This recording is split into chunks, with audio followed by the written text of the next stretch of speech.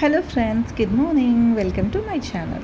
Friends, పెళ్ళిళ్ళలో వరుడి కాళ్ళు కడిగి ఆ నీళ్ళని అత్తమామలు తలపైన చల్లుకుంటారు. ఎందుకో మీకు తెలుసా? ఎందుకంటే హిందూ సాంప్రదాయ ప్రకారం పెళ్ళి జరుగుతున్నప్పుడు వరుడిని పడమట్లో కూర్చున్నప్పుడు మామగారు ఫస్ట్ కుడి కాళ్ళని కడిగి ఆ తర్వాత మళ్ళీ ఎడమ కాళ్ళని కడిగి 2 కాళ్ళని కడిగిన నీళ్ళని తన తలపై చల్లుకుంటారనమాట. ఇలా చల్లుకోవడం వెనుక అర్థం ఏంటంటే, ఇప్పటి వరకు తన కూతుర్ని అల్లారుముద్దుగా పెంచుకున్న బిడ్డని నేను ఇప్పటి నుంచి మీకు అర్పిస్తున్నాను. అర్ధేచ, మోక్షేచ, కామేచ అన్ని విధాలుగా నా బిడ్డని ఇప్పటి నుంచి నీకే ఇస్తున్నాను. ఇప్పటి నుంచి తన బాధ్యత మీదే అని ఆ టైంలో వరుడిని శ్రీమన్నారాయణలాగా, అలాగే కూతుర్ని లక్ష్మీదేవిగా భావించి ఈ తంత్రం జరిపించారు. ఫ్రెండ్స్, మీకు ఎవరికైనా తెలుసా దీని గురించి?